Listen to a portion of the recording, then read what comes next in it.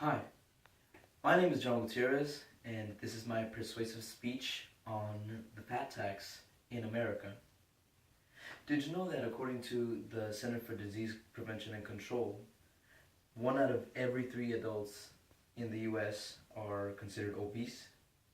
Which means that of this whole audience, if this were to be the American public, one of you would be obese. Now that's a very large number to begin with, and it could be rising.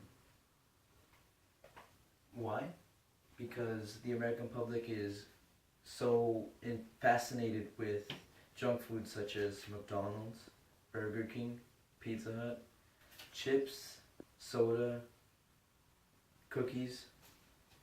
Not only that, but the cost of these foods is so much more lower than your run-of-the-mill supermarket who sells maybe lettuce at a premium price. Because what would the American public actually really want to do? Buy a head of lettuce for $2, or buy a fully done burger with no preparation on your part for $1? But not only that, but in 2008, the approximate cost of obesity related problems that have actually gone into the emergency room, according to the CDC, was $1.147 billion. That is an extremely large amount of money. Not only that, but a large part of it is actually going to Medicare. And what does that mean?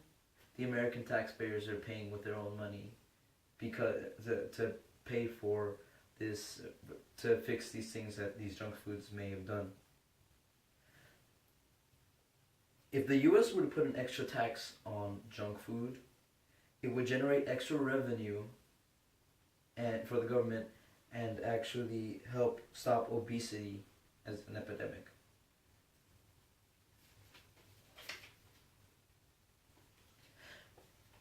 Before we get to that though, we must look at other countries that may or may not or have already taken back the fat tax in Europe and in our own Americas as well. Catherine Cheney of Spiegel Online says that the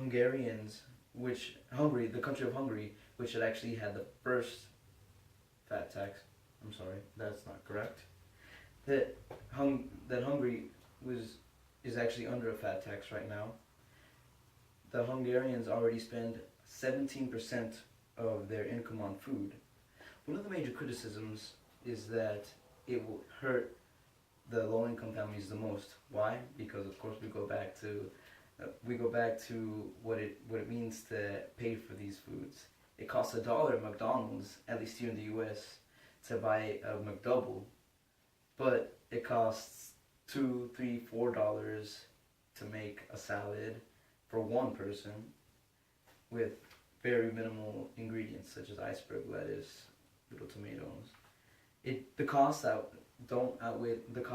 outweigh the benefits.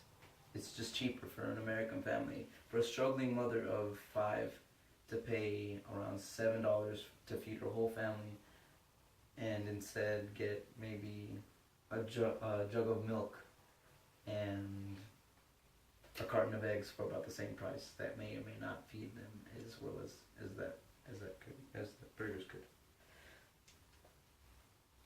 Denmark, the first country in the world that actually had the fat tax, actually took it back because it was too much on the republic. Now that has to say a lot for Denmark. I mean, it's one of the countries that has been the most developed apart from in Europe, apart from the U.S. and obviously the U.K. But it realized that the economy was not doing so well with this fat tax as it thought it would, because it wasn't generating the revenue. Which means that the people from Denmark were in fact saying, forget it, I'm not buying these junk foods anymore. We're going back to eating whatever we can. So we did not generate as much revenue as they thought, which led to the repeal of that fat tax. And in Britain, in the UK, actually, it has been said by Maria Chang of the Huffington Post that a 20% tax on soda and soda alone could cut obesity by 180,000 people. Now, that sounds like a lot of people, but you have to remember that the UK isn't so far behind on America on their obesity rates, which means the obesity rate would go down quite a bit. That's just on soda. But of course, then again, a 20% tax increase is a steep price. Instead of paying, say, maybe for 12 ounce bottle of soda, $1, they would be paying $1.20. Now, there's some people who would say, forget it, I'm not paying the $1.20 for this soda because it's 20 cents. It has a 20 cents increase, but there are other people that would like the soda so much that they would say, forget it, I'm gonna buy the soda anyway. I'm gonna pay the extra price, and that could in fact generate revenue for the government to use on other things such as public education and more healthcare. A country that actually does consume large amounts of Coca-Cola with a per capita consumption of 43 gallons is Mexico. Now, Mexico has been in the news lately because of its decision to put a fat tax on soda and junk food.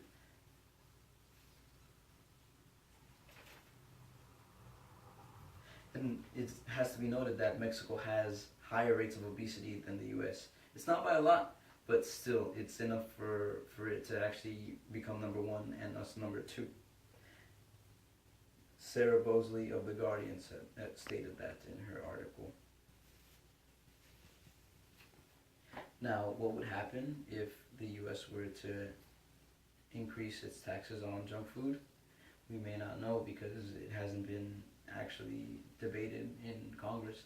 But for example, in the state of Texas, where we do like our hamburgers and our fast food, actually, and we have a pretty good economy here, I suspect that people would be willing to actually pay the extra money in order to get this junk food. I mean, take these Oreos for example.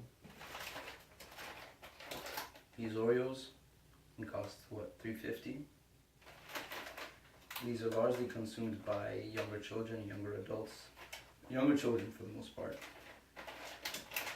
Let's say a group of parents actually got to the supermarket and a child saw these. Marketing looks bright, it's blue, looks tasty, in order to show texture. It's appealing to a younger child. A lot of younger children would actually beg their parents to get these, and no matter what the price, some parents will get them anyways, which means that yes, it could generate extra revenue for the U.S. government, say maybe in the state, any state, not just the state of Texas. Now, do you recall what percentage of the U.S. adults are obese? 1/3.